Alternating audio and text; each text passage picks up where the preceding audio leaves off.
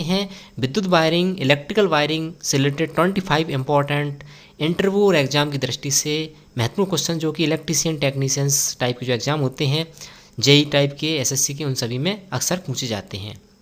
चलिए स्टार्ट करते हैं। तो जैसा कि मैंने आपको बोला है कि मैंने सारे क्वेश्चंस हिंदी में टाइप किए हैं, इंग्लिश को हिंदी में कन्वर्ट करके, और हिंदी में ही उनके ऑप्शंस चारों टाइप किए, तो आपको अच्छा लगेगा, समझ में आएगा। और काफ़ी समय से डिमांड आ रही थी कि सर हिंदी में टाइप करें एक बार, तो मैंने हिंदी में पूरा कन्वर्ट किया। और आपको अच्छा लगे तो ये भी बताएं मुझे कि नेक्स्ट क्वेश्चन जो आएंगे इस सीरीज़ में वो भी हिंदी में टाइप करें, तो आप बोलेंगे तो हिंदी में टाइप करूँ, नहीं तो फिर इंग्लिश में चलेंगे। चलिए स्टार्ट करते हैं। पहला क्वेश्चन है, लाल रंग की तार को निम्नलिखित के लिए उपयोग किया जाता है। अब लाल रंग की तार मतलब पहली बात तो सभी क्वेश्चंस इलेक्ट्रिकल से रिलेटेड है, electrical engineering, ITI, electrician technicians. तो लाल तार मतलब कि 3 तार होती हैं अपन हमारे 3 फेज सप्लाई में, R Y V, R Y and V. तो आर वाई वी मतलब रेड, येलो एंड ब्लू।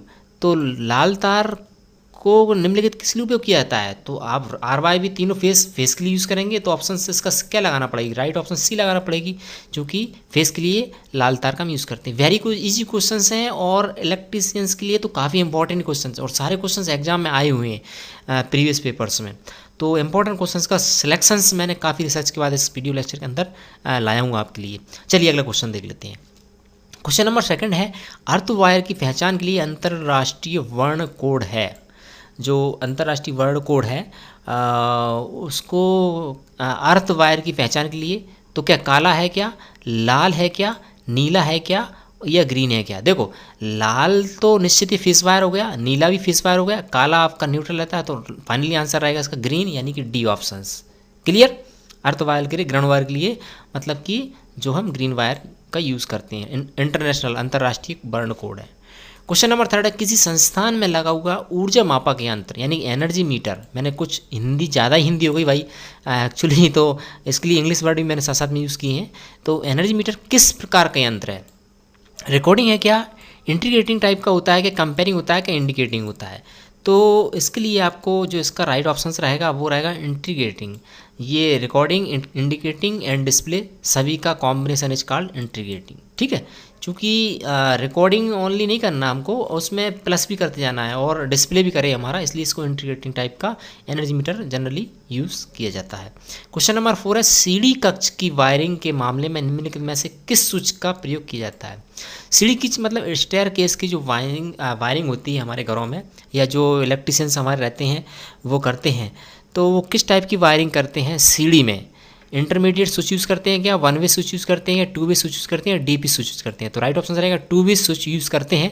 सीढ़ी या स्टेयर केस की जो वायरिंग होती है उसमें 2 वे स्विच क्यों यूज़ करते हैं? कि जैसे मान लीजिए हमारे जो है ग्राउंड से सीढ़ी पे लग के हम यदि छत पे जाते हैं, तो उसमें एंट्री कोई करता है तो स्टार्टिंग में स्विच के माध्यम से लैंप ऑन कर दे, और जाए तो मतलब छत पे पहुंचने के बाद उसको ऑफ कर दे, तो पूरा लैंप हमारा क्लोज रहे।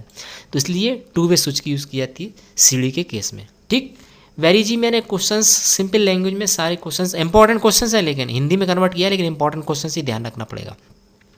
क्वेश्चन नंबर 5 है, किसी भी 500 वोल्ट इंस्टॉलेशंस पर इंसुलेशन प्रतिरोध निम्नलिखित में से कम होना चाहिए। ये आपको थोड़ा सा इसमें कैलकुलेशन टाइप का क्वेश्चन है। तो यहाँ पे इसका राइट ऑप्शन रहेगा कि किसी भी 5 वोल्ट इंस्टॉलेशंस हम कर रहे हैं, 500 वोल्ट का इंस्टॉलेशंस मतलब कोई भी आप कुछ इंस्टॉलेशंस कर रहे हैं, तो इंसुलेशन रेजिस्टेंस कितना होना चाहिए? तो यहाँ पे ऑप्शन रहेगा किसी भी 500 वोल्ट इंस्टॉलेशंस पर इंसुलेशन प्रतिरोध जो है 50 ओम का होना चाहिए, मतलब इसका राइट ऑप्शन रहेगा 50 मेगा ओम का होना चाहिए। ठीक है, इसका राइट ऑप्शन। और क्वेश्चन नंबर 6 है, विद्युत वायरिंग में अधिनियम का पालन किया जाना चाहिए।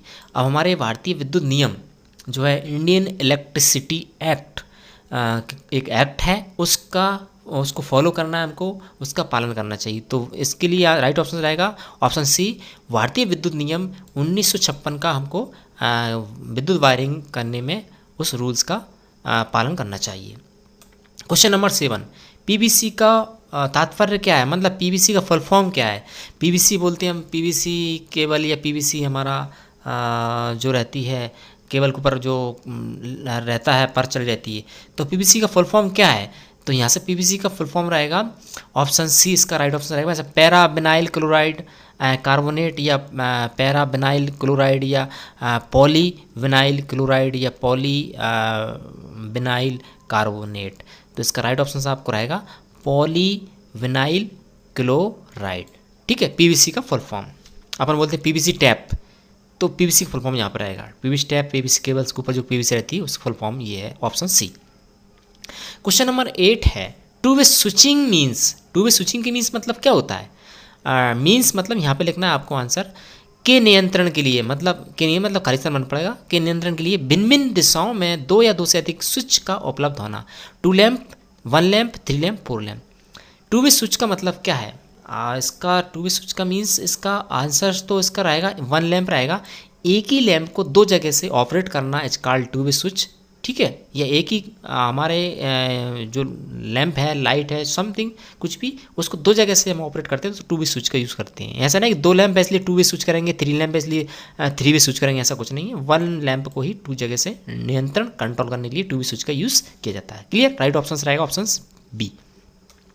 क्वेश्चन नंबर 9 है आपका अकॉर्डिंग टू IS 3034 1966 के अनुसार पावर वायरिंग अर्थिंग का प्रतिरोध होना चाहिए। ये आपका एक स्टैंडर्ड है, इसके अकॉर्डिंग जो आपका पावर वायरिंग अर्थिंग का रेजिस्टेंस रखा जाता है वो कितना होना चाहिए? तो इसका राइट ऑप्शन रहेगा ऑप्शन बी 1 ओम होना चाहिए। ठीक है, अगला क्वेश्चन है क्वेश्चन नंबर 10 अस्थायी वायरिंग में यांत्रिक शक्ति यानी कि मैकेनिकल स्ट्रेंथ जो होती है वह क्या होती है? 0, वेरी लो, हाई या मोर देन परमानेंट वायरिंग। तो इसका जो है मैकेनिकल स्ट्रेंथ जो है अस्थायी वायरिंग जो रहती है उसकी जो स्ट्रेंथ रहती है इसका ऑप्शन रहेगा अभी वेरी लो होती है। ठीक है, ये आपका राइट ऑप्शन रहेगा। ऑप्शंस क्वेश्चन नंबर 11 है विट्टोनिया जोड़ का प्रयोग किया जाता है। जो जॉइंट हम करते हैं वायरिंग में, तो कौन सा जोड़ का किस वायरिंग में ये करते हैं? विट्टोनिया जो रहता है उसका। तो इसका 4 ऑप्शन है सिरोपरी लाइन में, भूमिगत लाइन में, कंड्यूट पाइप लाइन में और पावर जो वायरिंग में। ठीक है, एक्चुअली ये वायरिंग मुझे टाइपिंग में थोड़ा मिस्टेक हुआ, कोई दिक्कत नहीं, चूँकि हिंदी से टाइप किया सारा, काफ़ी मेहनत लगा इस क्वेश्चन को टाइप करने में, इंग्लिश से हिंदी कन्वर्ट करने में। ठीक है, कंड्यूट मुझे लिखने को नहीं याद, मैंने कंड्यूट ही लिखा यहाँ पे, एक्चुअली हिंदी बन ही नहीं रहा था मुझसे टाइप में। तो ये देख सकते हैं आप कितनी रिसर्च और मेहनत के बाद मैंने ये PPT तैयार किया आपके लिए खास तौर से। तो इसका राइट ऑप्शन रहेगा जो विट्टोनिया जोड़ का यूज़ किया जाता है वो सिरोपरी लाइन में किया जाता है। ठीक है, अगला क्वेश्चन देख लेते हैं क्वेश्चन नंबर 12 एक विद्युत उप परिपथ में सब सर्किट उप परिपथ में कितने प्रकाश उपयोग बिंदु हो सकते हैं? अब देखो ये हिंदी मुझे ऐसा ही कन्वर्ट हुआ, आपको समझ में आएगा जी, लेकिन मैंने प्रयास अच्छा किया है मुझे लगता है। तो एक विद्युत उप परिपथ में कितने प्रकाश उपयोग बिंदु हो सकते हैं? तो 8, 10, 12 या कितने भी। तो एक विद्युत उप परिपथ मतलब कि जो एक सर्किट बनाते हैं हम होम वायरिंग में, उसमें कितने पॉइंट हम एक साथ यूज़ कर सकते हैं, इसके रिगार्डिंग यह क्वेश्चन है। तो इसका राइट ऑप्शन रहेगा आप अधिकतम 10 पॉइंट का यूज़ कर सकते हैं अधिकतम। ठीक है, वैसे 8 स्टैंडर्ड रहता है लेकिन 10 अधिकतम में आप यूज़ कर सकते हैं, 10 से ज़्यादा नहीं। ठीक है, कम कितने हो सकते हैं। क्वेश्चन नंबर 13 है छत के पंखे को फर्श से न्यूनतम किस ऊंचाई पर लटकाना चाहिए? वेरी गुड क्वेश्चन है। छत के पंखे को फर्श से न्यूनतम कितनी ऊंचाई पर लटकाना चाहिए? तो यहाँ पे आपका जो है राइट ऑप्शन रहेगा इसका, जैसे मान ली 4 ऑप्शन है 1.5 मीटर, तो 1.5 मीटर तो आप देख सकते हैं, 1.25 मीटर या 2.5 मीटर या फिर 3 मीटर। तो इसका राइट ऑप्शन रहेगा आपका ऑप्शन सी 2.5 मीटर की हाइट पे न्यूनतम, अधिकतम कुछ हो सकती है, 2.5 से कम नहीं करेंगे, 2.5 मीटर पे आप लटका सकते हैं। ठीक है, नेक्स्ट क्वेश्चन है क्वेश्चन नंबर 14 वायरिंग की लूपिंग विधि का उपयोग सामान्यतः डॉट डॉट के लिए किया जाता है। औद्योगिक वायरिंग, घरेलू वायरिंग, कृषि कार्य के लिए वायरिंग या अस्थायी वायरिंग। तो यहाँ पे आपका राइट ऑप्शन रहेगा जो है लूपिंग जो है सामान्यतः, इसका ऑप्शन रहेगा बी, घरेलू वायरिंग में जनरली लूपिंग विधि का उपयोग हम कर सकते हैं। क्वेश्चन नंबर 15 है जीने की वायरिंग के प्रचलन के लिए आवश्यकता होती है। जीना मीन्स जो आपकी सीढ़ी रहती है ना घरों में, स्टेयरकेस की वायरिंग में के लिए लगभग आवश्यकता जो होती है 2 एक ध्रुवीय स्विच की, 2 ध्रुवीय स्विच की, 2 इंटरमीडिएट स्विच की और इनमें से कोई नहीं। ये इंटरमीडिएट है एक्चुअली, देखो यहाँ पे मुझे थोड़ा टाइपिंग मिस्टेक हुई, मैं इसके लिए माफ़ी चाहूँगा, इंटरमीडिएट है जी। ठीक है, लेकिन मैंने ये इस टाइप हुआ इंटरमीडिएट आपको उसको पढ़ा है। और ये दो द्विध्रुवी हैं, दो मतलब द्वि हैं, ये द्वि था, ठीक है, द्विध्रुवी बोलेंगे। तो इसका राइट ऑप्शन जो आपका इस क्वेश्चन का रहने वाला है वह रहेगा ऑप्शन बी, दो द्विध्रुवी सूचकी। द्विध्रुवी मतलब कि टू आपके कौन से हैं, टू आपका टू वे ऐसा बोलेंगे इसको, टू वे सूचकी यूज़ होती है। जैसे हम बात करते हैं किया ना, अभी बताया फर्श से ऊपर जाएंगे सीढ़ी से, तो टू वे स्विच मतलब कि एक टू वे स्विच यहाँ लग जाएगा, एक टू वे स्विच यहाँ लग जाएगा, तो दो टू वे स्विच की ज़रूरत रहती है। हमारा लैंप लगा है तो कोई जैसे एंटर करेगा तो इस टू वे स्विच को ऑन करेगा तो ये लैंप हमारा क्या हो जाएगा, जल जाएगा, और जैसे ऊपर जाएगा इस टू वे स्विच को ऑफ करेगा तो ये क्या हो जाएगा, लैंप क्लोज हो जाएगा। इसलिए टू वे स्विच की यूज़ किया। अब हिंदी देखो कितनी इसकी समझ में नहीं आती, इसलिए टेक्निकल जो वर्ड है इंग्लिश वर्ड में ही समझ में आते हैं हमको, ठीक है। एनीवे कोई दिक्कत नहीं, अच्छा फिर भी मैंने कन्वर्ट करने का प्रयास किया है, ठीक है। अगला क्वेश्चन देख लेते हैं। क्वेश्चन नंबर 16 है, पिन सॉकेट में जब अर्थ पिन शीर्ष पर हो तो स्विच नियंत्रित फेस तार को संयोजित मतलब कि कनेक्ट करना चाहिए। अब पिन सॉकेट में जब अर्थ शीर्ष पर हो मतलब कि आपने देखा हो घरों में हमारे में जो सॉकेट रहता है जिसमें हम 3 पिन लगाते हैं, तो इस टाइप का एक ऊपर रहता है आपका जिसमें हम अर्थ बोलते हैं, ग्राउंड बोलते हैं, और दो आपको नीचे दिखेंगे, दो यहाँ पे दिखेंगे, तो ये पिन सॉकेट हो गया। तो इसमें जब अर्थ पिन शीर्ष हो, मतलब ये टॉप वाला जो अर्थ पिन है ये 3 टर्मिनल का, तो इसमें स्विच को कहाँ पे कनेक्ट करना चाहिए, तो इसका राइट ऑप्शन रहेगा ऑप्शन बी, निचले दाएं पिन से। दाएं पिन मतलब कि यहाँ पे आपको इसमें स्विच लगाना चाहिए इस वाले पोर्शन, ठीक है। इसका राइट ऑप्शन रहेगा ऑप्शन बी। अगला क्वेश्चन देख लेते हैं। क्वेश्चन नंबर 17, विद्युत परिपथ में फ्यूज का कार्य होता है। अच्छा क्वेश्चन है, फ्यूज का कार्य क्या होता है सभी जानते हैं, बताने की जरूरत नहीं है, लेकिन मैंने क्वेश्चंस का समावेश इसमें किया है तो काफ़ी अच्छा आपके लिए रहेगा। तो विद्युत परिपथ में जो फ्यूज है उसका कार्य होता है ऑप्शन सी, अतिभार अथवा लघुपथ की स्थिति में परिपथ को तोड़ना। क्लियर। अगला क्वेश्चन देखते हैं, माइका यानी कि अभ्रक किस कार्य में लाई जाती है, फौलाद उद्योग में, विद्युत उद्योग में, भट्टियों की ईंट के निर्माण में, या उपयुक्त सभी। तो राइट ऑप्शन रहेगा विद्युत उपयोग में। अभ्रक, अभ्रक एक क्या रहता है, एक प्रकार का जो आपको डाइलेक्ट्रिक रहता है जो कि नॉन कंडक्टर रहता है और नॉन कंडक्टिंग मटेरियल की तरह काम करता है, मतलब इलेक्ट्रिसिटी को नॉन कंडक्टर जहाँ भी हमको जरूरत पड़ेगी वहाँ पे हम अभ्रक का यूज़ करते हैं, ठीक। क्वेश्चन नंबर 18 हो गया। अगला क्वेश्चन देख लेते हैं। क्वेश्चन नंबर 19, विद्युत अधिष्ठानों में प्रयोग में लाए जाने वाले फ्यूज का वायर होते हैं इंसुलेटर, निम्न गलन बिंदु वाले कंडक्टर, या उच्च गलन बिंदु वाले कंडक्टर, या अर्धचालक। तो फ्यूज होते हैं निम्न गलन, लो गलनांक पॉइंट वाले कंडक्टर होते हैं ताकि बहुत जल्दी ये फ्यूज क्या हो जाए, गल जाए, मतलब कि फ्यूज आपका जो है आपका क्या बोलते हैं, गल जाए, मतलब कि फ्यूज आपका उड़ जाए, मतलब कहने का मतलब तो आपकी डिस्कनेक्ट हो जाए आपका परिपथ सर्किट। अगला क्वेश्चन है, केबलों के आच्छादनों, आप देखो यहाँ पे आच्छादन बोलते हैं इसको, एक्चुअली सीट्स है, सीट्स इसको हिंदी में मैंने गूगल सर्च किया तब आच्छादन शब्द आया वहाँ से मुझे।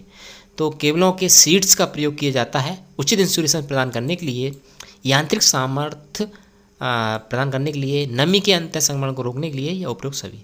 तो राइट ऑप्शन रहेगा नमी के अंतः संक्रमण को रोकने के लिए। आपने देखो वो आपकी जो सिंपल केबल आप यदि यूज़ करेंगे और उसको यदि बारिश समय में आप करेंगे तो केबल और जो आपका अंदर कंडक्टर है उसके बीच में क्या रहेगा, केबल और जो कंडक्टर है उसके बीच में आपको वाइट सा एक प्रकार का आपको देखेगा मटेरियल आ जाता है, तो उसको रोकने के लिए हम करते हैं सीड्स का प्रयोग केबलों में, ठीक। क्वेश्चन नंबर आपका 21 है, घरेलू फ्यूज का तार होता है उच्च गलनांक वाला, निम्न गलनांक वाला, अति उच्च गलनांक वाला, या फिर किसी भी गलनांक बिंदु वाला चलेगा। भाई किसी वाला नहीं चलेगा क्योंकि ये बहुत एक इम्पॉर्टेंट पार्ट रहता है इलेक्ट्रिसिटी का, और हाई गलनांक का भी नहीं चलेगा।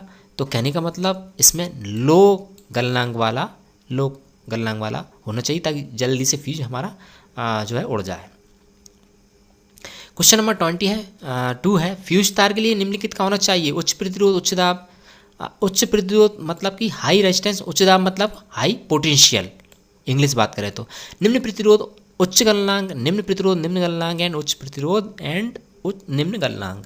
तो राइट ऑप्शन रहेगा इसका निम्न प्रतिरोध एंड निम्न गलनांक। सब कुछ लो होना चाहिए अच्छे फ्यूज के वायर के लिए। क्वेश्चन नंबर 23 देख लेते हैं, किसी धारावाही विद्युत तार से चिपक गए किसी व्यक्ति को तार से अलग करने के लिए निम्नलिखित में से किस साधन का प्रयोग करना चाहिए। तो इसका राइट ऑप्शन रहेगा भाई आप देख सकते हैं डायरेक्टली ऑप्शन तो डी रहेगा। सूखी लकड़ी के डंडे से करना चाहिए, ऐसा नहीं लोहे की पाइप से करें, स्टील की मजबूत पाइप से करें, पानी बौछार से करें, नो, सूखी लकड़ी के डंडों सभी पता है, फिर भी क्वेश्चन मैंने इसमें लगा अच्छा है। क्वेश्चन नंबर 23 हो गया। क्वेश्चन नंबर 24 देख लेते हैं, जो आपका है घरेलू वायरिंग में स्विच को हमेशा कहाँ स्थापित किया जाना चाहिए। इसका घरेलू वायरिंग में जो स्विच को हमेशा कहाँ यूज़ करना चाहिए, न्यूट्रल वायर में करें क्या, अर्थ में करें क्या, या लाइव वायर में करें, या विपरीत सभी में करें, नो, लाइव वायर में यूज़ करना चाहिए स्विच को, ताकि स्विच ऑफ करते ही पूरा कनेक्शन कट ऑफ हो जाए। लास्ट एंड फाइनल इस वीडियो का क्वेश्चंस, किसी वितरण लाइन में सबसे ऊपर वाला तार होता है, वितरण लाइन मतलब डिस्ट्रीब्यूशन लाइन इंग्लिश में बोलेंगे, तो डिस्ट्रीब्यूशन लाइन में ऊपर वाला तार होता है, न्यूट्रल तार होता है क्या, अर्थ होता है क्या, फेज होता है क्या, इनमें से कुछ कोई भी हो सकता है, अच्छा हो वो, नो, राइट ऑप्शन क्या रहेगा सभी जानते हैं, राइट ऑप्शन रहेगा ऑप्शन सी, फेस वायर होना चाहिए।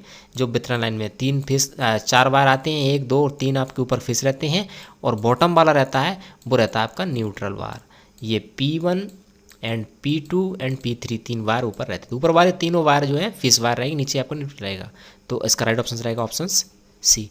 ठीक है, एक्चुअली समझ में आया होगा। और दूसरा बताऊँ, मेरा गला खराब हो रहा है, एक्चुअली सर्दी जुकाम का हो रहा है मेरा, इसलिए आवाज़ थोड़ी सही नहीं लगेगी आपको, लेकिन फिर भी मैंने आपके लिए वीडियो लाने का प्रयास किया। अब आपसे मैं एक क्वेश्चन पूछना चाहूँगा, क्या आप इसी फॉर्मेट में और अन्य वीडियोस चाहते हैं क्या। मैं काफ़ी सारी सभी टाइप की वीडियोस लाना चाह रहा हूँ, हिंदी मीडियम के स्टूडेंट्स की काफ़ी डिमांड आ रही थी काफ़ी समय से, तो इसी सीक्वेंस में इसी तरीके की चाहते हैं तो आप बोलें कि सर ठीक है, या इंग्लिश में चाहते हैं तो आप इंग्लिश में मैं टाइप करूँ या फिर हिंदी में करें, तो आप बताना पड़ेगा। और आपको समझ में आएगा वो नहीं आए, समझ में आए नहीं आए वो भी आप मुझे बताएं कि अच्छी लगी नहीं लगी, क्वेश्चन समझ में आए नहीं आए वो बताएं। और यदि समझ में आए, एक नॉलेज इंक्रीज हो, एक हेल्प मिले, तो आपसे रिक्वेस्ट करेंगे हम सिर्फ इस वीडियो को लाइक करें, अपने दोस्तों के साथ शेयर करें, उससे मेरा मोटिवेशन मिलेगा, दोस्तों के साथ शेयर करेंगे उनकी हेल्प होगी। और आप चाहते हैं इस पर अन्य वीडियोस भी मैं आपको पब्लिश करती रहूँ, तो आप सब्सक्राइब कर लें और कमेंट करके बताएं कि और भी इस टाइप वीडियोस चाहिए आपको, और इस टाइप और वीडियो चाहिए